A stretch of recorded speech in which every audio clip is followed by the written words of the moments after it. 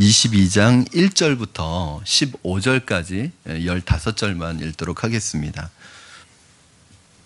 사도행전 22장 1절부터 15절입니다. 제가 가진 성경으로는 신약성경 226쪽에 있습니다. 사도행전 22장 1절부터 15절까지 저와 한 절씩 교독하시고 마지막 15절은 합독하시겠습니다.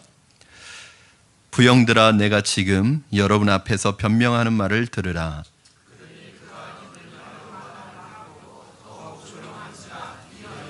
나는 유대인으로 길리기아 다소에서 났고 이 성에서 자라 가말리엘의 문화에서 우리 조상들의 율법의 엄한 교훈을 받았고 오늘 너희 모든 사람처럼 하나님께 대하여 열심히 있는 자라.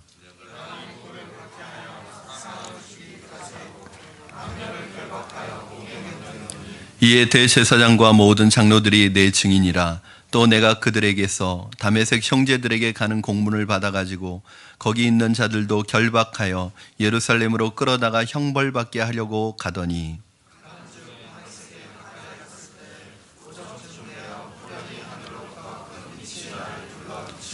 내가 땅에 엎드러져 들으니 소리 있어 이르되 사울아 사울아 내가 왜 나를 박해하느냐 하시거늘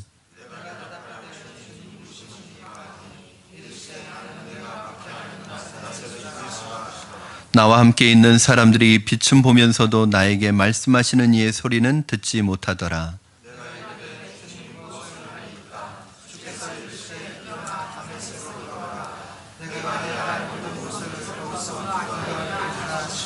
나는 그 빛의 광채로 말미암아 볼 수 없게 되었으므로 나와 함께 있는 사람들의 손에 끌려 다메섹에 들어갔노라.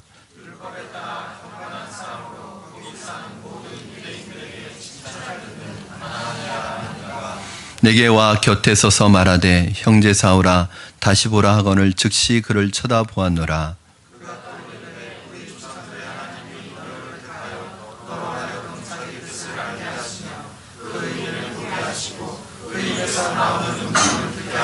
같이 읽겠습니다.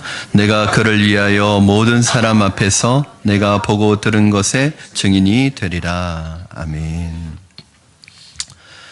여러분, 인간은 사회적인 존재입니다. 그래서 인간에게 있어서 중요한 게 사람들과의 관계입니다. 힘든 것은 좀 참을 수 있고 가난해도 살 수 있는데 사람과의 관계가 틀어지고 사람과의 관계가 갈등이 생기면 거기에서 오는 고통이 상당히 큽니다.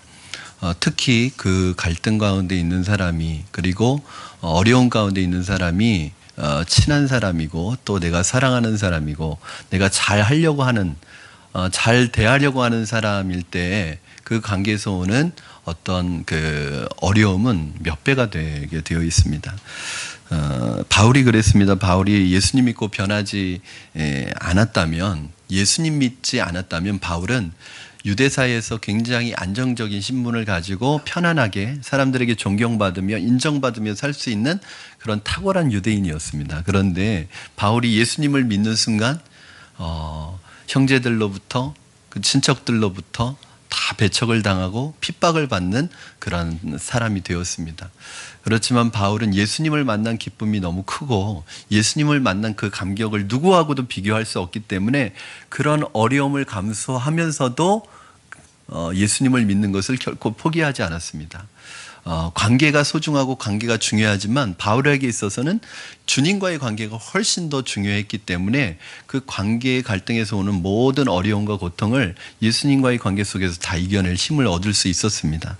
특별히 지난주에 본문에 보면 그 유대인들이 아주 무섭게 달려들어서 바울을 붙잡아 가지고 돌로 치려고 하고 아주 몰매를 때렸습니다. 이대로 두면 죽었을 텐데 그 로마 군인 천부장이 보고서 로마 군인이 개입을 해가지고 바울을 거기서 건져냅니다. 그리고 바울을 로마 군인 영내로 데려가는 그 중이었습니다. 오늘 본문은 이제 거기서부터 시작이 되는데 바울이 그 피투성이가 돼가지고 그 상처투성이가 돼서 군인들에 의해서 거의 들것에 실려가듯이 그렇게 들려가지고 로마 군인의 영내로 들어가는데 갑자기 바울이 스톱을 시킵니다. 멈춰달라고 합니다. 영내로 들어가야 안전할 텐데 그리고 영내로 들어가서 좀 숨 쉴 수 있는 그런 시간을 얻고 좀 여유를 가지고 쉬어야 될 텐데 영내로 들어가기 전에 멈춰달라고 합니다. 그리고 어려운 요구를 합니다. 뭐냐면 나로 하여금 유대인들에게 가서 다시 연설할 수 있는 기회를 달라 이렇게 얘기합니다. 그런데 이 지금 천부장은 로마 군인이잖아요. 로마 군인은 그 당시 헬라어를 썼습니다. 그러니까 그 당시에 엘리트층이나 지식층이나 모든 그 지배 계급, 지배층은 다 헬라어를 썼어요. 그런데 갑자기 바울이 유창한 헬라어로 천부장에게 그걸 부탁하는 거예요. 이 천부장이 깜짝 놀랐습니다. 왜냐하면 자기가 쓰는 헬라어보다 더 유창한 헬라어를 쓰는 거예요. 마치 오늘날의 영어를 쓰는데 이 외국인이 영어를 쓰는데 원어민 정도의 수준의 어떤 그 영어를 구사하는 거예요. 그러니까 바울이 하는 말은 둘째치고 그 헬라어에 깜짝 놀랐습니다. 그리고 바울이 그 사람에게 한 가지 요청을 합니다. 나로 하여금 저 유대인들에게 연설을 할 수 있게 해달라. 그러니까 이 천부장이 놀라서 그렇게 묻습니다. 당신 헬라어를 할 줄 아냐고. 당신은 나는 유대인 폭도들 중에 무식한 유대인 폭도 중에 하나인 줄 알았는데 이렇게 로마의 장교인 나보다도 헬라어를 더 유창하게 구사하는 것을 보니까 당신은 범상치 않은 사람이다. 이런 느낌을 받은 거예요. 여러분 바울이 굉장히 지혜로운 사람이고 사람을 상황 판단을 아주 잘하는 사람입니다. 딱 보니까 이 천부장은 어떤 사람인지 딱 상황 판단이 된 거예요. 이 사람은 신분 지향적인 사람이고 명함이 중요한 사람이, 타이틀이 중요한 사람이에요. 그러니까 그런 사람 앞에서 저는 성령 충만한 사람입니다. 이거 별로 중요하지 않은 거죠. 그러니까 네가 나를 붙잡고 가는 내가 네가 그렇게 무시할 사람이 아니다. 나는 너보다도 더 좋은 스펙을 갖춘 그런 사람이다. 너보다도 헬라 시민권을 나는 로마 시민권을 나면서부터 받았다. 나는 로마의 모든 교육을 다 받은 사람이다. 내가 가지고 있는 걸 은근히 나타내는 거죠. 그 자랑하기 위해서가 아니라 자기의 요구 조건을 설득시키기 위해서 그럽니다. 청중 앞에서 연설을 할 수 있게 해달라고 하니까 여러분 원래는 못하죠. 왜냐하면 방금 전까지도 이 유대인 군중들이 지금 바울을 죽이려고 거의 폭동 수준의 어떤 소요를 일으켰잖아요. 이 관리들에게 있어서 로마 군인들에게 있어서나 총독들에게 있어서 제일 골치가 뭐냐면 폭동이나 소동이 일어나면 누가 책임을 져야 되냐면 자기들이 책임을 져야 되기 때문에 어디에 제일 민감하냐면 이 폭동이나 이런 소동에 민감합니다. 그런데 방금 전까지 거의 죽을 위기에 처해 있던 이 바울이 급피투성이가 돼서 상처투성이가 돼서 로마 군인의 경내로 들어오려고 하는데 그 유대인들을 향해서 다시 연설할 수 있게 해달라고 요청을 하니까 웬만한 사람 같으면 이건 들어줄 수 없는 부탁입니다. 그런데 성령께서 역사하시니까 그 부탁을 아무런 적이 없이 그냥 허락을 해줍니다. 그리고 바울이 오늘 자신을 향해서 살기가 등등한 이 유대인들을 향해서 설교하는 내용입니다. 그래서 오늘 내용은 사실은 바울의 간증입니다. 여러분 자기를 향해 방금 전까지 돌을 던지고 물매를 때리고 그 폭력을 휘둘렀던 그 유대인들을 향해서 바울이 첫 번째로 여는 말이 뭔지 아세요? 부형들아. 이렇게 1절 말씀에 보니까 부형들아 이런 말로 말문을 엽니다. 부형이 뭐예요? 나의 아버지요, 나의 어르신들이요, 나의 형제들이요. 그럼 방금 전까지 자기를 죽이려고 하는 사람을 향해서 바울은 내 형제들이요. 그냥 안타까운 마음으로 얘기하는 거예요. 이게 주님의 마음이죠. 예수님을 십자가에 못 박았던 그 사람들을 향해서 예수님이 뭐라고 그러세요? 아버지 저들을 용서하여 주시옵소서. 자기들이 무슨 일을 하는지 모릅니다. 바울도 똑같은 마음이 있었던 거예요. 왜 이 유대인들이 이렇게 나를 죽이려고 하느냐면 다 이유가 있다는 걸 알기 때문에 그런 거예요. 모르고 하는 거예요. 22장 3절을 보면 이제 바울이 간증을 시작하는데 첫 번째 얘기하는 게 뭐냐? 자기의 과거를 얘기합니다. 그래서 여러분 오늘 이 바울의 간증 설교는 아주 간증의 모델입니다. 간증을 하려면 이렇게 하셔야 돼요. 그래서 과거, 주님을 만나기 전에 내 모습, 그리고 주님을 어떻게 해서 만나게 됐는지, 그리고 주님을 만난 다음에 내가 어떻게 변했는지, 이 세 가지가 아주 정확하게 나누어져 있는 간증문이에요. 간증 설교예요.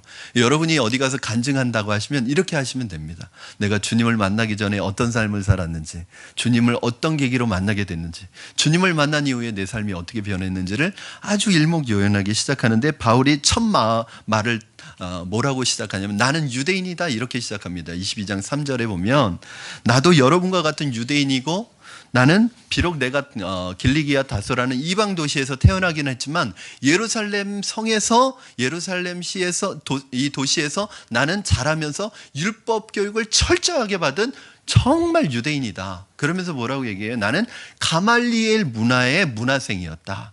여러분, 가말리엘은 누구냐면 바리새인들 중에서도 바리새인의 스승입니다. 율법 선생 중에서 유대사에서 가장 명망 높고 가장 탁월한 세계적인 석학이었던 바로 그 율법 선생이에요. 그 율법 선생 밑에서 공부했고, 그 가말리엘 문화의 수제자였단 말이에요. 그러면 지금 이 유대인들이 이 바울을 율법을 가지고 걸고 넘어지는 거잖아요. 율법을 무시한다고. 그런데 율법으로 치자면 바울 앞에서는 율법 얘기하면 안 되는 겁니다. 왜냐하면 가장 율법을 잘 아는 세계적인 석학 밑에서 율법을 제대로 공부한 사람이에요.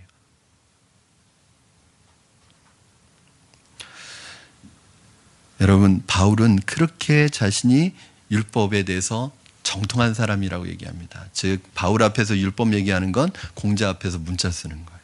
그런데 바울은 이렇게 지식만 있었던 사람이냐? 3절 말씀해 보니까 오늘 너희 모든 사람처럼 하나님께 대하여 열심히 있는 자라. 이 말이 무슨 말인가 하면, 보통 학자들은 지식은 있는데 뭐가 떨어지냐면 행동력이 떨어집니다. 생각만 많이 해요. 그래서 역사를 보면 항상 군인들이 역사를 주도하는 이유가 군인들은 행동을 하기 때문에 그런 거잖아요. 그런데 바울은 어떤 사람이냐면 율법에 있어서도 아주 탁월한 지식을 가지고 있었지만 행동하는 데 있어서도 그 누구에 뒤지지 않는 행동가였습니다. 어느 정도로 행동했느냐? 예수 믿는 사람들, 율법을 무시하는 사람들을 잡으러 다니는데 남녀노소 고아를 가리지 않고 잡아서 죽이는 일까지 했었던 사람입니다. 그 열심이 얼마나 대단하냐면요, 예루살렘뿐만 아니라 다메섹이란 도시에까지 원정을 가서 공문을 받아가서 아주 지구 끝까지라도 따라가서 이 예수 믿는 사람들 다 잡아들이려고 했던 사람이에요. 그러니까 열심으로 따지면 이 유대인들은 바울의 열심을 따라가지도 못합니다. 만약에 바울이 예수 믿었으니까 다행이지, 예수 안 믿었으면 아마 초대교회는 초토화됐을 거예요.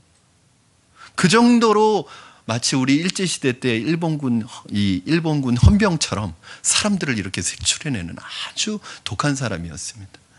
여러분, 그런데 바울이 이런 내가 오죽했으면 이렇게 바뀌었겠느냐, 그 말하고 싶은 거예요.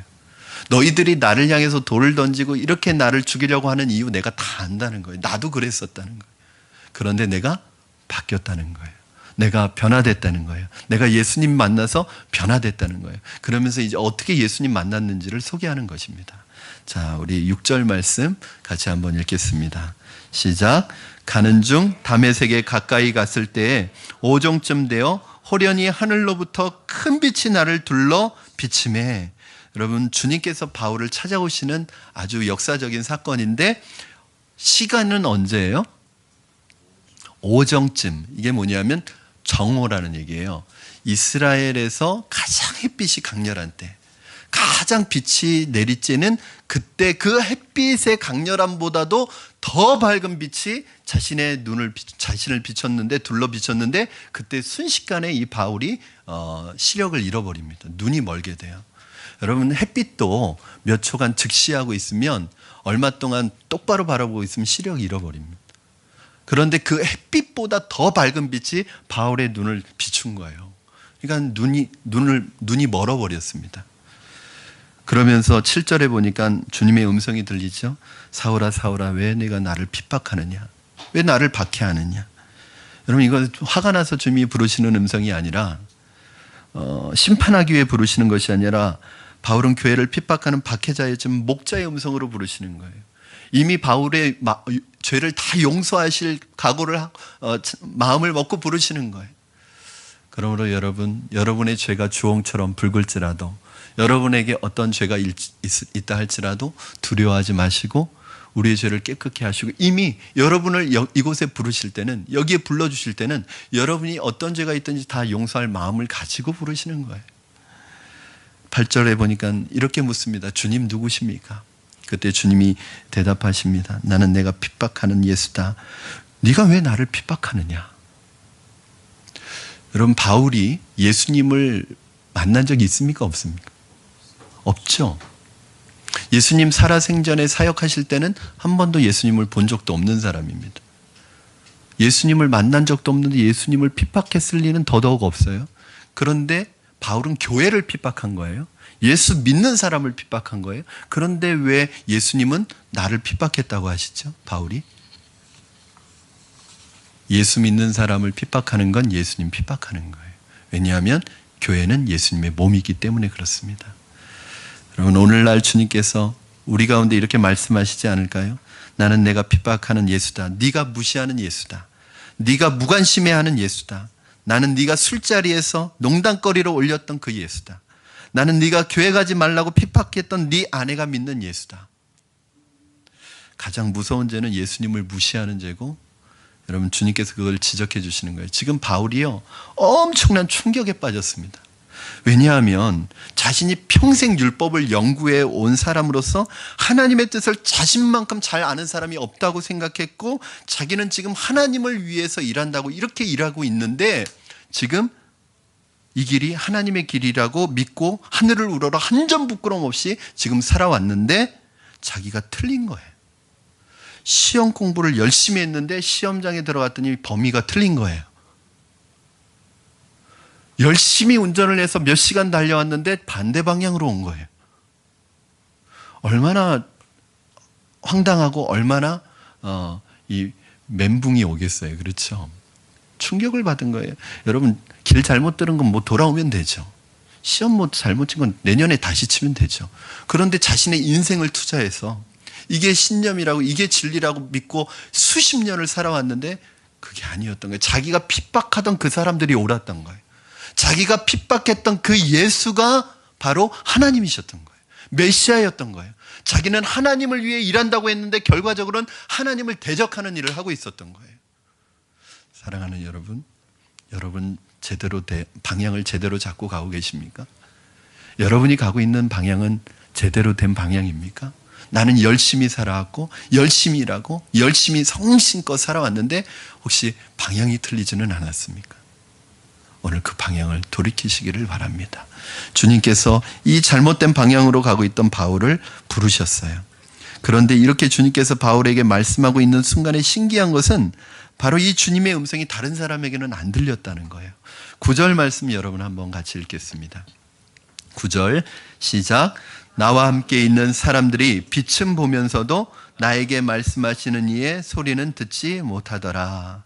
다른 사람들은 아무것도 못 들었어요. 바울에게만 들린 거예요. 여러분, 주님께서 여러분을 찾아오시고 여러분을 만나실 때는 1대1로 만나십니다.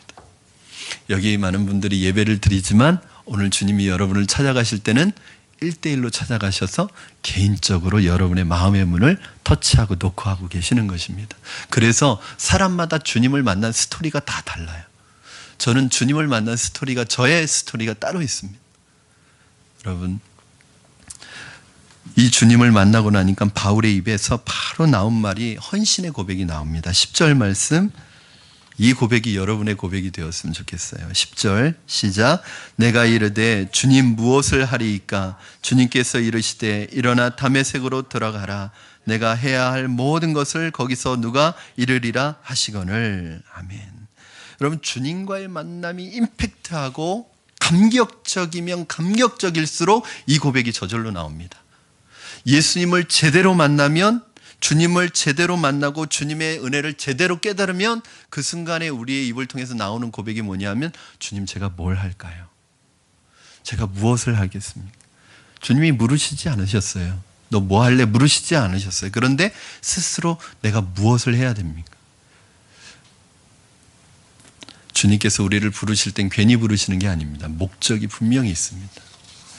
천국에 데려가시기 위한 목적은 기본이고 그 다음 목적이 또 있습니다. 나만 할 수 있는, 나만이 해야 하는 주님의 특별한 미션이 있어서 우리를 부르신 거예요.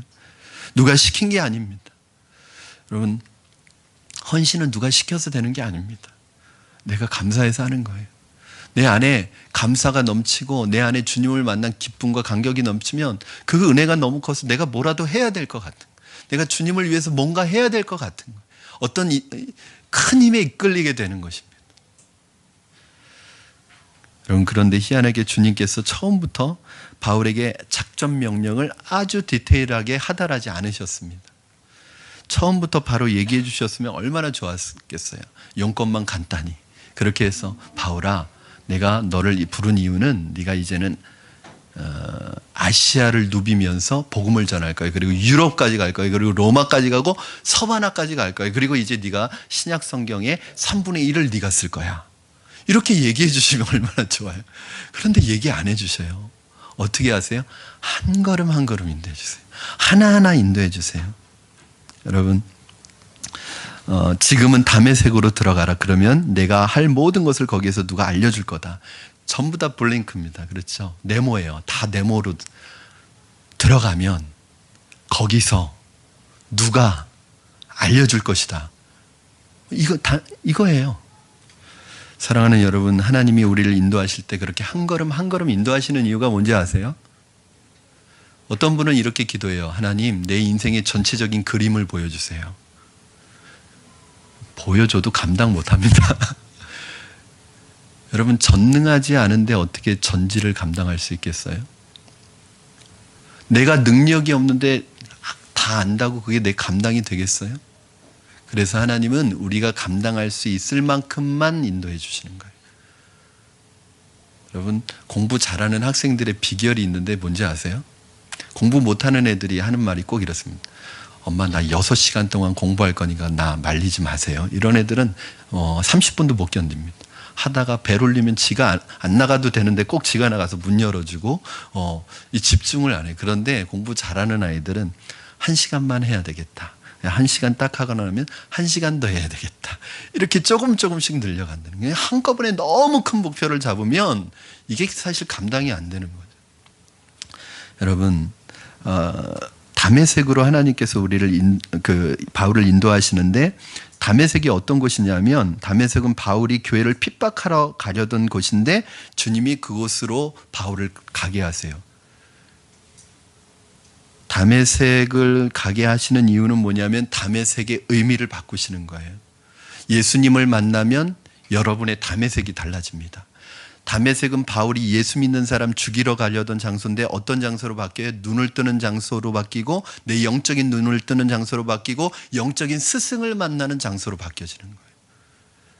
사랑하는 여러분, 똑같은 장소인데 의미가 달라집니다. 예수님을 만나면, 여러분이 예수님을 경험하면 환경이나 상황이 바뀌는 게 아니라 여러분이 바뀝니다. 여러분이 눈이 바뀝니다. 여러분이 환경이나 상황은 그대로인데 상황이나 환경을 바라보는 관점이 180도 바뀝니다.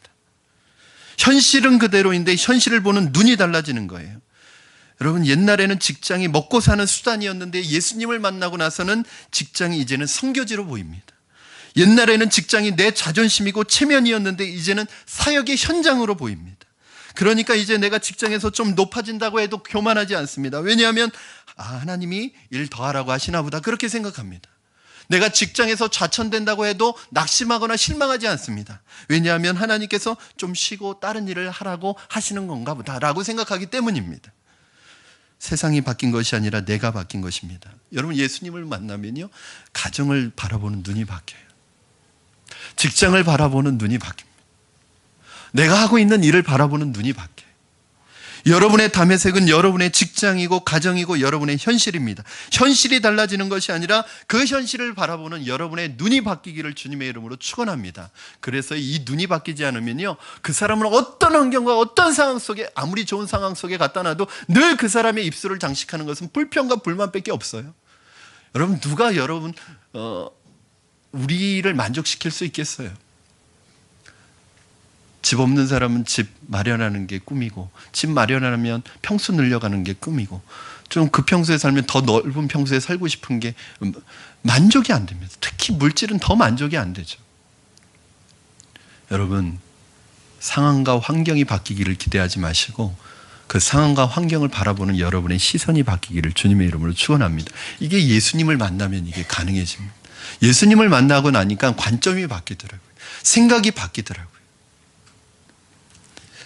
그런데 바울에게 이 하나님을 만나면서 바울에게 특별한 일이 일어나는데 바울이 암흑이 찾아옵니다. 이 암흑이라는 것은 정신적인 암흑이 아니라 육적인 눈의 암흑이 찾아옵니다. 시력을 상실하게 돼요. 11절 말씀 보시겠습니다. 우리 11절 같이 읽겠습니다. 시작. 나는 그 빛의 광채로 말미암아 볼 수 없게 되었으므로 나와 함께 있는 사람들의 손에 끌려 다메섹에 들어갔노라. 아멘. 사도 바울이 사흘 동안 아무것도 보지 못합니다. 우리야 2000년이 지나서 이제 다 알잖아요. 사흘 후면은 눈 뜬다는 거. 그렇죠. 72시간 후면 바울이 눈 뜬다는 거 아니까 우리는 마음 편하게 보지만 바울은 그 시력을 잃어버렸을 때 앞으로 영영 앞을 보지 못할 것이라고 생각했을 거예요. 하나님께서 바울에게 72시간만 참으라. 3일 후면 다시 보게 된다. 이렇게 말하지 않으셨어요. 여러분, 요나에게 물고기 뱃속에 들어간 요나에게 요나야 너 3일 후면 물고기가 너 토해낼 거야. 그러니까 3일만 참어 이렇게 말씀하시지 않으셨어요. 여러분, 애굽의 종으로 팔려가서 형제들에게 종으로 팔려가서 형제들에게 인신매매를 당했다는 건 이건 지울 수 없는 상처죠. 우린 형제들에게 돈 한 번 이렇게 관계가 안 좋아져도 형제들이 싫어지는데 형제들이 나를 팔았어요. 그것도 외국으로. 그 아픈 상처를 가지고 살아가는데 종으로 살죠. 종으로 살지만 믿음 지키려고 하다가 또 감옥에 가죠. 여러분, 1년에 이런 고난을 계속 경험하면서 하나님께서 요셉에게 찾아가셔서 요셉아 너 고생스럽지 힘들지 좀만 참어. 이거 다 너 총리되기 위한 각본이야. 시나리오야. 그러니까 너 이거 전혀 힘들어할 필요 없어. 너 이제 곧 총리 될 거야. 이거 그래서 훈련시키는 거야. 이렇게 말해주시면 얼마나 쉽겠어요. 근데 아무 말씀 안 하신다는 거죠. 하나님께서 광야로 사람들을 이끌어 가실 때 이 광야의 삶이 언제 끝날지 얘기 안 해주세요. 하나님이 내 인생을 광야로 인도하실 때 하나님이 그렇게 말씀 안 하세요. 형민아 1년만 참어. 그러면 이 광야 끝날 거야. 그렇게 말씀 안 해주신단 말이에요. 바울이 얼마나 활동적인 사람이, 얼마나 한순간도 가만히 있지 못하는 사람이, 심지어는 감옥에 갇혀서도 성경을 쓰는 사람인데 이 사람이 눈이 안 보이니까 아무것도 못하는 거예요. 그렇게 대단한 사람이고 학력과 모든 스펙이 그렇게 대단한 사람이고 성공한 사람이었지만 시력을 잃어버리니까 심지어 이 자존심 강한 사람이 다른 사람을 의지해서 부축을 받아서 다메섹까지 가야 되는 거예요. 그러니까 바울이 식음을 전폐하고 아무것도 먹지 않습니다. 저는 하나님께서 바울이 눈이 먼 다음에 바로 아나니아를 만나게 하시지 않고 3일 동안 기다리게 하셨다는 것이 굉장히 중요한 의미가 있습니다. 여러분, 우리가 하나님께 쓰임받기 위해서 세상에 대해서는 눈을 감는 시간이 필요하다는 거예요. 옛사람이 죽는 시간이 필요합니다. 주님 만나기 전에 세상을 바라보던 눈을 하나님께서 감기시는 거예요. 그리고 세상을 바라보던 우리의 시선에 모든 불을 꺼버리시고 아무것도 안 보이는 가운데 주님을 생각하게 해서 주님을 향한 영적인 눈을 뜨게 하시는 거예요. 우리가 주님 만나기 전에 얼마나 세상 것들 많이 바라봤어요. 그렇죠? 세상의 돈과 물질과 성공이 우리 인생의 목표였잖아요. 그리고 마치 내가 뉴스 안 보면, 내가 신문 안 보면, 내가 인터넷 안 보면 세상이 안 돌아갈 것처럼 생각했잖아요. 근데 주님을 만나면 모든 것이 달라집니다. 그래서 어떤 찬송을 하게 하냐면 세상과 나는 간 곳 없고 구속한 주만 보이도다. 이런 찬송을 하게 합니다. 자신만만했던 바울의 인생의 모든 다른 불을 다 꺼버리셨습니다. 주님만 보이게 다 꺼버리셨습니다. 완전히 무기력한 사람이 됩니다. 이렇게 세상에 대해서 무기력해지고 눈을 감는 순간 하나님에 대한 눈이 뜨게 되는 거예요. 할렐루야. 여러분, 죄에 대해서 눈을 감는 순간 하나님에 향한 눈이 띄어지는 거예요. 영적인 것이 보이기 시작하는 거예요. 여러분, 죄와 싸우려고 하지 마시고 죄에 대해서 눈을 감으시기 바랍니다. 여러분, 죄 근처엔 가까이 가지도 마세요. 여러분, 그 죄의 한가운데를 지나가면서 하나님 나를 꼭 지켜주세요. 이 죄로부터 나를 보호해 주세요. 그런 기도 필요도 없습니다. 근처도 가지 마십시오. 근처도 가시지 마세요. 죄에 대해서 눈을 감아버리셔야 됩니다. 세상에 대해 죄에 대해 눈을 감아버려야지 주님이 보이기 시작하는 것입니다. 여러분, 물고기 뱃속에 요나가 3일 있는 동안 뭘 했겠어요? 할 게 뭐가 있겠어요? 그 캄캄한 데서 할 게 뭐가 있겠어요? 뭐 책을 읽겠어요? 뭘 하겠어요? 기도밖에 할 게 없는 거예요. 여러분, 바울이 3일 동안 시력을 잃었고 보이지 않는데 할 게 뭐가 있겠어요? 기도밖에 없죠. 하나님께서는 하나님의 사람으로 사용하시기 위해서 세상적인 눈을 감기시고 영적인 눈을 뜨게 하시려고 3일간의 영적인 암흑을 허락하셨습니다. 우리의 인생에도 바울의 3일간의 암흑처럼 세상에 눈 감을 수밖에 없는 상태로 우리의 인생의 불을 꺼뜨리실 때가 있습니다. 잘 나가던 사업이 돈줄이 딱 막힙니다. 잘 나가던 직장에서 딱 자천됩니다. 사업이 부도가 나고 직장에서 내몰리고 믿었던 사람에게 배신당하고 무엇을 해야 할지 모르는 상황에 처하게 될 때가 있습니다. 혹시 여러분 지금 그 순간적인 암흑에 여러분이 들어가 있다고 생각되시는 분 계십니까? 그것 때문에 슬퍼하지 마시고 낙심하지 마시고 좌절하지 마시고 하나님께서 세상을 향한 여러분의 육신의 눈을 감겨버리고 하나님을 향한 영적인 눈을 뜨게 하시려는 하나님의 계획인 걸 믿으시기를 바랍니다. 여러분, 하나님은 반드시 여러분을 그렇게 인도하실 것입니다. 하나님을 사랑하는 자에게 하나님은 결코 실수하지 않는 분이기 때문에 그렇습니다. 이 상황에서 우리가 배우게 되는 것은 뭐냐면 사람은 무능력하다. 여러분, 사람은 우리도 그런 생각 하잖아요. 우리가 젊고 힘 있을 때는 뭐든지 다 할 수 있을 것 같잖아요. 그리고 세상적으로 많은 걸 누리고 있는 사람들은 자신이 뭐든지 다 할 수 있을 것 같잖아요. 모든 걸 다 이룰 수 있을 것 같잖아요. 자신만만하잖아요. 특히 많은 스펙을 갖추게 되면, 그리고 인맥이 두터우면 자신만만하잖아요. 그런데 이 바울과 같은 스펙을 갖춘 사람 참 찾아보기 힘든데 이 대단한 사람이 하나님이 잠깐 3일 안 보게 하시니까 아무것도 할 게 없다는 거예요. 이 정도로 무기력합니다. 여러분, 우리가 대단한 것 같고 무엇이든지 할 수 있는 것 같지만 하나님이 우리의 건강 한번 탁 치시면 그냥 침상에 누워있을 수밖에 없어요. 그러므로 인간은 대단한 존재가 아닙니다. 사실은 사람은 무기력한 존재입니다. 그래서 여러분, 나를 포함해서 자기 자신을 포함해서 사람은 믿어서는 이건 뭐냐 하면 잘 들으셔야 돼요. 만나는 사람마다 불신의 눈을 가지고 보라는 얘기가 아니라 사람은 여러분을 도와줄 힘이 없습니다. 괜히 사람 기대했다가 실망하지 마시고 그렇게 생각을 바꾸세요. 나를 도와줄 수 있는 유일한 백은, 가장 확실한 백은 하나님 한 분뿐이시다. 여러분, 이렇게 생각하셔야 합니다. 그 사람이 여러분 도와주고 싶지 않아서 안 도와주는 게 아니에요. 시편 말씀에도 나왔지만 도울 힘이 없는 인생을 의지하지 말라. 그러니까 그 사람이 여러분을 도와주고 싶어도 능력이 없어서 못 도와주는 거예요. 그러니까 그 사람 때문에 실망하지 마시고 사람한테 배신당했다고 생각하지 마시고 여러분, 하나님만 믿으시고 하나님만 바라보시고 하나님을 향해 가시면 되는 거예요. 하나님만 붙잡게 되는 거, 이것이 진짜 신앙이잖아요. 이것은 세미나로 배우는 게 아닙니다. 우리의 삶 속에서 하나님이 체험을 통해서 깨닫게 해주시는 거예요.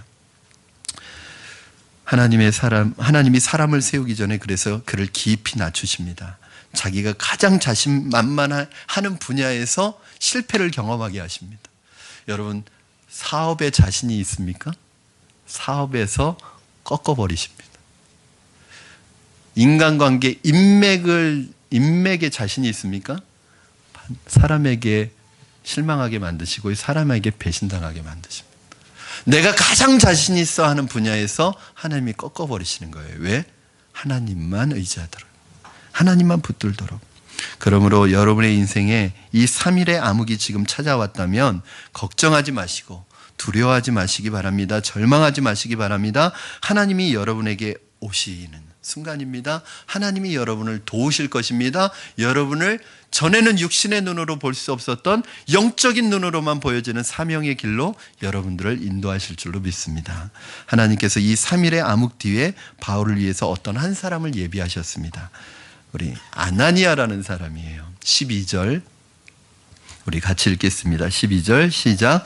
율법에 따라 경건한 사람으로 거기 사는 모든 유대인들에게 칭찬을 듣는 아나니아라 하는 이가. 하나님께서 다메섹에 바울을 위해서 성령 충만한 영적인 거물 하나를 준비해 놓고 계셨는데 그 사람이 모든 유대인들에게 칭찬을 받는 아나니아라는 사람입니다. 여러분, 하나님의 사람은 하나님의 사람을 만나게 되어 있습니다. 하나님께서 사랑하시는 사람은 내 인생의 고비 속에 있을 때 하나님이 정말 중요한 영적 거물들, 영적인 사람들을 준비시켜서 나를 영적으로 업그레이드 시키려고 하나님이 사람을 보내세요. 저의 인생 속에서도 한 네 번의 그런 영적인 동역자들을 만나서 제가 회복됐던 적이 있었는데 동일하게 다 어려운 시기를 보낼 때였어요. 여러분, 그러므로 어렵고 힘든 시간은 내 보이는 재산이나 보이는 것은 잃어버릴지 몰라도 보이지 않는 영적인 부요함을 누리고 영적인 보물을 얻는 시간입니다. 하나님이 그런 사람들을 보내주세요. 여러분, 그거 아세요? 하나님이 최고의 백이에요. 고등학교 동창 이런 거 의지하지 마세요. 어디를 갔는데 전혀 나를 알지 못하는 사람인데 신비하게 나를 아는 사람이 나를 도와주는 게 아니라 하나님이 예비하신 사람은 나를 전혀 모르는 사람인데 만나게 하셔서 도와주세요. 그러므로 어떤 일을 만나든지 두려워하지 말고 걱정하지 마십시오. 인맥이 없다고 위축될 필요 없습니다. 어떤 분은 그러한 마음이 있으세요. 나는 줄도 없고 백도 없고 아는 사람도 없고. 잘 됐어요. 오히려 그게 나요. 그게 하나님 의지하기 쉬워요. 여러분, 다니엘 보세요. 다니엘이 바벨론의 포로로 끌려갔잖아요. 궁중에 끌려갔잖아요. 바벨론 궁중에 다니엘이 인맥이 있었어요. 아는 사람이 있었어요. 백이 있었어요.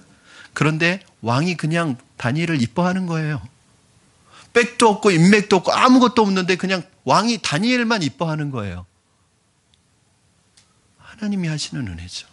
여러분, 백 없고 인맥 없어도 괜찮습니다. 그래도 목사님 이 세상에 살아가는데 백 라인이 있어야죠. 줄 잘 타야죠. 그 썩은 동아줄이에요. 그 줄 타고 가다가 떨어지십니다. 하나님이 주시는 하나님의 줄. 그러니까 이 지혜로운 사람은요, 줄 잘 서야 돼요. 하나님의 줄을 단단히 붙드시기를 바랍니다. 여러분, 하나님의 때가 되면 여러분을 업그레이드 시켜줄 영적인 사람이 준비되어져 있습니다. 여러분과 제가 푸른나무 교회에서 만난 것도 이런 것이 아니겠습니까? 여러분, 14절에서 이 아나니아가 해준 말이 있는데 아나니아가 해준 말은 개인적인 말이 아니라 성령의 음성이었습니다. 14절 굉장히 중요한 말씀입니다. 우리 함께 읽겠습니다. 시작. 그가 또 이르되 우리 조상들의 하나님이 너를 택하여 너로 하여금 자기 뜻을 알게 하시며 그 의인을 보게 하시고 그 입에서 나오는 음성을 듣게 하셨으니. 아멘. 첫째는 우리 조상들의 하나님이 너를 택했다는 거예요. 여러분, 구원은 선택입니다. 하나님이 너를 택했다. 이 많은 사람 중에서 하나님이 너를 택했다, 선택했다. 선택받았다는 것이 얼마나 가슴 떨리는 일인 줄 아세요? 요즘 이제 그 TV 보면 오디션 프로그램들이 있잖아요. 이렇게 와서 노래를 부르면 심사위원들이 딱딱 선택을. 여러분, 선택받는 사람들의 얼굴을 한번 보세요. 로또 당첨되는 것보다 더 좋아합니다. 여러분, 누구의 선택을 받느냐가 굉장히 중요한 거예요. 별 볼 일 없는 사람인 줄 알았는데 저 사람 그렇게 눈에 띄지도 않는 사람이었는데 왕이 그 사람을 딱 선택해요. 그러면 그 순간 역사의 중심으로 이동하는 거예요. 사람들의 눈에 안 띄던 사람인데 중요한 사람이, 영향력 있는 사람이 그 사람을 딱 선택해요. 그러면 저 사람 뭔가 있는 사람이다. 자신의 위치와 신분이 달라진다니까요. 그런데 그 정도의 선택이 아니라 천국이냐 지옥이냐를 갈림길에 그 기로에서 하나님께서 여러분을 천국의 백성으로 하나님의 자녀로 선택해 주셨단 말이에요. 이게 얼마나 큰 기쁨이에요. 그렇죠? 제가 오늘 1부 예배 때 저도 선택받았다고 자랑했다가 우리 집사님한테 혼났는데 제가 제 아내의 선택을 받았어요. 제가 34살 노총각. 저 결혼하는 거 포기했었거든요. 여러분, 제가 결혼하기 안 좋은 조건은 다 가지고 있습니다. 34살이었죠. 외아들이었죠. 장남이었죠. 통장에 1,000원 하나 없었죠. 신학생이죠. 가장 결혼하고 싶지 않은 직업 중에 100몇 위에 속하는 신학생, 전도사. 이 열악한 환경을 가지고 제가 결혼을 성공할 수 있었던 것은 제 아내가 그 수많은 후보군 중에서 저를 선택해 주었기 때문에. 제가 이 얘기를 했다가 아침에 우리 집사님의 적이 돼 버렸어요. 제가 선택받고 나서 감격의 눈물을 흘렸거든요. 목사님, 눈물 흘렸다는 얘기는 하지 마시래요. 집에서 뽑긴대요. 네. 여러분, 사실은 우리의 삶의 모든 것은 사실은 선택이잖아요. 선택받았다는 게 얼마나 기쁜 일이에요. 그렇죠? 내가 존경하는 분으로부터, 내가 사랑하는 사람으로부터 나를 선택했다는 것은 얼마나 감격스러운 일입니까? 사랑하는 여러분, 하나님께서 오늘 내가 지명하여 너를 불렀다고 말씀하고 계십니다. 여러분이 오늘 여기 나오신 것은 여러분을 하나님이 선택해서 나오신 거예요. 여러분 곁다리로 나오신 것이 아니라 실수로 나오신 것이 아니라 하나님이 여러분을 지명해서 불러서 여기에 나오셨다는 거예요. 이걸 서울대랑 바꾸겠어요? 명문대랑 바꾸겠어요? 뭐하고 바꾸겠어요? 이걸 대통령 자리하고 바꾸겠어요? 여러분, 어떤 자리가 중요한 게 아니라 여러분 지금 가장 중요한 자리에 계신 거예요. 세상이 주는 자리 부러워하지 마십시오. 세상에 있는 그 자리를 누리는 사람이 여러분이 가지고 있는 이 선택을 받지 못했다. 이 누림을 누리지 못하고 있다는 거예요. 자기가 구원받았다는 것을 쉽게 생각하는 분들은 이게 얼마나 엄청난 말인지 생각해 보셔야 합니다. 여러분, 선택은 사랑입니다. 선택은 목적이 있는 거예요. 요한복음 15장 16절 말씀에 보시면 요한복음 15장 16절 우리 한번 같이 읽겠습니다. 시작. 너희가 나를 택한 것이 아니요 내가 너희를 택하여 세웠나니 이는 너희로 가서 열매를 맺게 하고 또 너희 열매가 항상 있게 하여 내 이름으로 아버지께 무엇을 구하든지 다 받게 하려 함이라. 우리가 하나님을 택한 것이 아니라 하나님이 우리를 선택하신 거예요. 내가 하나님의 선택했으면, 여러분, 우리가 하나님을 선택했으면 우리가 가다가 신앙이 식어지면 구원을 잃어버리는 거예요. 그러나 하나님이 우리를 택했기 때문에 우리가 가다가도 신앙생활 하다가도 넘어져도 하나님이 다시 일으켜 세워서 우리를 끝까지 하나님의 나라까지 인도해 주시는 거예요.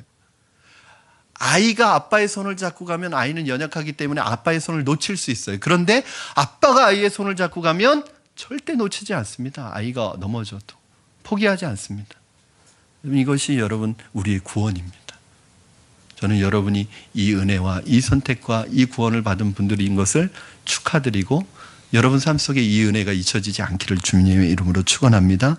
여러분, 선택받으신 것을 감사해야 합니다. 그런데 이렇게 선택한 사람에게 하나님께서 뜻을 보여주세요. 14절 보시면 우리 조상들의 하나님이 너를 택하여 너로 하여금 자기 뜻을 알게 하시며. 여러분, 저의 기도 중에도 그런 기도가 있지만 여러분 기도 중에도 그런 기도가 있잖아요. 하나님 뜻을 알게 해달라고. 우리에게 있어서 고민은 뭐냐면요, 하나님의 뜻을 정말 안다면 갈 수 있는데 하나님의 뜻을 모르는 게 참 고민이기도 하고, 또 하나는 하나님의 뜻을 알아도 못하는 게 고민. 그런데 하나님의 뜻을 어떻게 알 수 있어요? 제가 제 서재에만요 하나님의 뜻을 아는 방법 이런 주제로 쓴 책이 10권 있습니다. 그만큼 하나님의 뜻을 알고 싶어 하는 거예요, 사람들이. 그런데 어떤 사람에게 하나님의 뜻을 알려주세요? 여러분, 하나님의 뜻은 하나님의 마음이거든요. 하나님의 마음은 누구에게 보여주세요? 사랑하는 사람에게 보여주십니다. 여러분 속마음 누구에게 보여주세요? 아무한테나 오픈하십니까? 아무한테나 얘기하고 다니십니까? 안 그러시잖아요. 누구에게 얘기하세요? 가깝고 사랑하고 친한 사람에게, 친밀한 사람에게 얘기하시잖아요. 하나님이 그러신단 말이에요. 그러므로 여러분이 하나님과의 교제 속에, 말씀의 은혜 속에 하나님과 교제하고 있으면 어느 순간에 하나님의 뜻이 여러분 안에 스며들어와요. 이렇게 하나님과 날마다 교제하는 사람은요, 어려운 일 생기고 급한 일 생길 때 갑자기 하나님의 뜻이 무엇입니까? 묻지 않아요. 왜냐하면 평상시에 늘 하나님의 뜻을 교제하면서 알아왔기 때문에 하나님의 뜻이 뭔지 잘 알아요. 예를 들어서 여러분, 오랫동안 친하고 같이 있고 교제가 친밀한 사람은 그런 말 많이 하죠. 눈빛만 봐도 저 사람 뭐 생각하는지 안다고. 그런데 한 1년, 2년, 3년 뭐 교제도 없이 헤어져 있다가 만나면 저 사람 어떻게 살았는지, 무슨 생각하는지 모른단 말이에요. 여러분이 하나님과 교제하면요, 하나님의 마음을 그냥 알아요. 하나님 마음을 알게 해주세요. 이런 기도 안 하셔도 돼요. 그냥 알아요. 그냥 알게 돼요. 주님께서 또한 택하신 종의 눈을 열어서 보게 하십니다. 14절에 의인을 보게 하시고 이런 말씀이 있는데 여기서 의인은 예수님을 보게 하신다는 거예요. 여러분 택하신 사람, 하나님이 택하신 사람 예수님을 보게 하십니다. 저는 여러분에게 예수님이 보여질 줄로 믿습니다. 어떻게 보여주세요? 이걸 잘 아셔야 돼요. 예수님이 긴 머리를 하고 하얀 옷을 입고 오늘 저처럼 하얀 옷을 입고 여러분에게 막 나타나서 이렇게 말씀하시는 게 아니에요. 그건 이 예수님을 본다는 건 육신의 눈으로 본다는 게 아니라 영적인 눈으로 본다는 거예요. 만약에 육신의 눈에 자꾸 허연 것이 보이면 녹내장을 의심하셔야 돼요. 병원에 가셔야 돼요. 자꾸 뭐가 들린대요. 이비인후과 가셔야 돼요. 그런 분들. 여러분, 우리가 하나님을 보고 하나님의 음성을 듣는 것은 육신의 눈으로 보고 육신의 음성을 듣는 게 아니에요. 영적인 눈을 들어서 보는 것이고 영적인 음성이 들리는 것이지 그걸 자꾸 뭐 보여진다고 그러고 자꾸 허연 게 자꾸 보인대요. 사랑하는 여러분, 여러분이 예배 중에 하나님을 깊이 만나면 우리 영적인 눈으로 예수님의 그 임재를 캐치하게 됩니다. 주님의 눈으로 보이는 것은, 주님이 눈으로 보이는 것은 아닌데 온 세상을 끌어안고 계시는 그 주님의 임재가 느껴지는 거예요. 오늘 저는 찬양 중에 예수님의 영광과 임재를 보았습니다. 예수 믿는 사람은 찬양을 통해 예수님을 높이면 예수님이 이 찬양하는 가운데 이 예배당에 있는 여러분들을 이렇게 품고 있는 그 영적인 느낌이 느껴지는 거예요. 내는 주의 영광을 보내. 우리 가운데 계신 주님, 주의 영광을 볼 수 있는 이 눈이 열려지기를 바랍니다. 오늘 예배 가운데 그 주님이 보여주시기를 주님의 이름으로 축원합니다. 오늘은 15절까지만 하고 마치겠습니다. 15절 시작. 내가 그를 위하여 모든 사람 앞에서 내가 보고 들은 것에 증인이 되리라. 모든 사람 앞에서. 사랑하는 여러분, 여러분은 모든 사람 앞에서 주님을 부끄러워하지 않고 전하고 있습니까?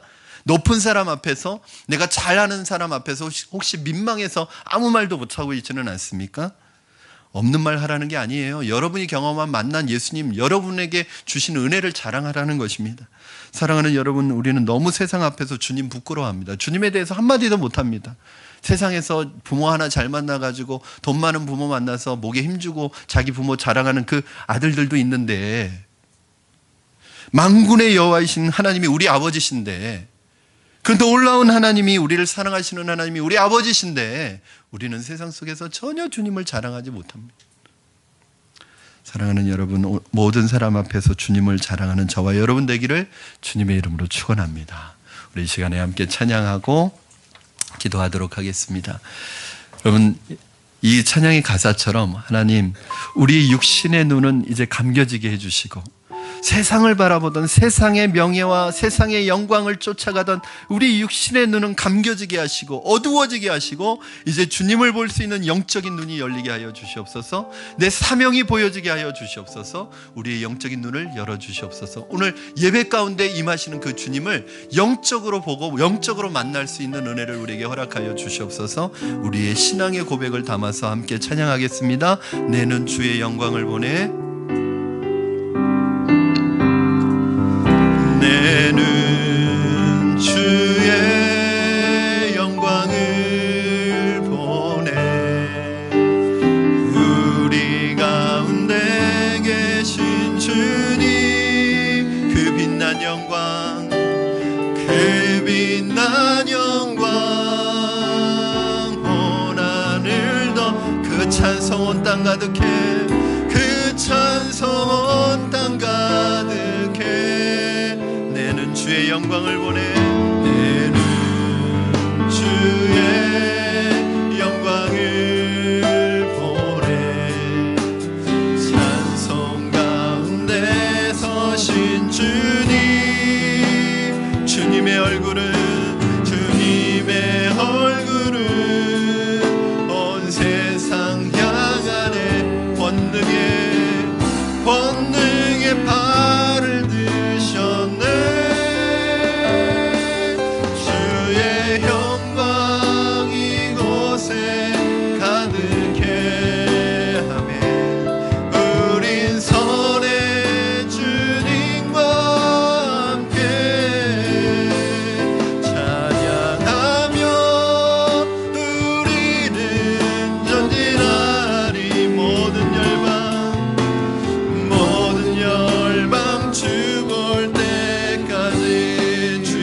영광 이곳에, 주의 영광 이곳에 가득해. 우린 선에 주님과 함께 찬양하며 우리는 전진하리.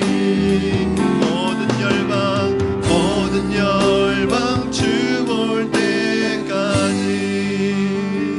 우리 이 시간에 오늘 주신 말씀 붙들고 기도하시겠습니다.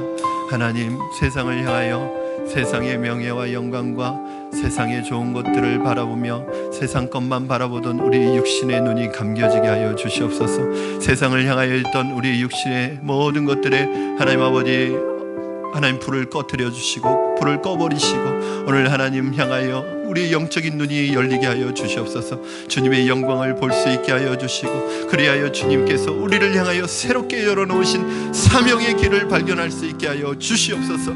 하나님, 지금까지 우리 자신을 위해서 살아왔다면 이제 우리 인생의 후반전은, 하나님 우리의 인생의 하프타임은 바로 의미 있는 일들을 위하여, 사명을 위하여 사명 붙들고 살아가도록 우리를 새롭게 하여 주시옵소서. 하나님, 오늘 우리에게 하나님 아버지 주님만 의지하게 하시고, 사람 때문에 실망하지 않게 하시고, 하나님 아버지 세상 것 의지하지 않게 하시고, 하나님만 의지하며 살아가는 하나님의 사람들 되게 해달라고 우리 말씀을 붙들고 합심하여 기도하시겠습니다. 살아계셔서 역사하시는 하나님 아버지 감사합니다. 오늘도 우리를 불러주시고 주의 전으로 인도하여 주시고, 오늘 하나님의 말씀 안에 우리로 하여금 우리 인생을 새롭게 결단하게 하시니 감사합니다. 오늘 인생의 3일에 아무 가운데 있는 성도들 있다면 오늘 하나님 아버지 육신의 눈을 감기시고 아버지 영적인 눈을 뜨게 하시는 하나님의 계획임을 깨닫고 오늘 다시 한번 일어나게 하여 주시고 새로워지게 하여 주시고 다시 한번 회복되어지게 하여 주시옵소서. 우리의 육신의 눈이 감겨지게 하시고 영적인 눈이 뜨여지게 하셔서 오늘 주님을 바라볼 수 있게 하시고 주님을 알아보게 하여 주시고 사명의 길을 발견할 수 있도록 도와주시옵소서. 우리의 세상 속에 아버지 살아갈 때 주님만 의지하며 살아가는 사람들 될 수 있도록 축복하여 주시옵소서. 살아계신 하나님, 영적인 눈이 닫히는 순간 하나님, 기도하는 가운데 주님 바라보는 가운데 영적인 눈이 열린 것처럼 아버지, 우리가 세상을 향하여 바라보던 모든 육적인 눈들, 세상의 욕심과 세상의 야망과 세상의 명예와 인기와 세상의 영광을 따라가며 그것만 바라보고 살아가던 우리의 시선이 하나님 안에서 바뀌어지게 하시고 오늘 영적인 눈이 열려져서 진짜 인생의 중요한 것이 무엇인지 발견할 수 있는 영적인 눈을 허락하여 주시옵소서. 혹시 인생에 오늘 바울이 경험한 3일의 암흑을 경험하고 있는 우리 성도들 있다면, 사업의 문제로, 자녀의 문제로, 내 인생의 질병의 문제로, 어떤 문제로 인하여 고통의 문제로 인생의 어두운 3일을 경험하고 있는 성도들 있다면 이번 기회를 통하여 육신의 눈이 감겨지게 하여 주시고 이 사건을 통하여, 이 기회를 통하여 영적인 눈이 밝아져서 하나님 의미 있는 길을 따라 살아갈 수 있는 분별력을 갖게 하여 주시옵소서. 하나님, 우리를 사용하여 주시고 우리 인생의 후반전, 우리 인생의 남은 부분을 하나님 의미 있는 일들을 위하여, 사명을 위하여 사명 따라 살아가는 사람들 될 수 있도록 축복하여 주시옵소서. 감사하며 예수님의 이름으로 기도합니다.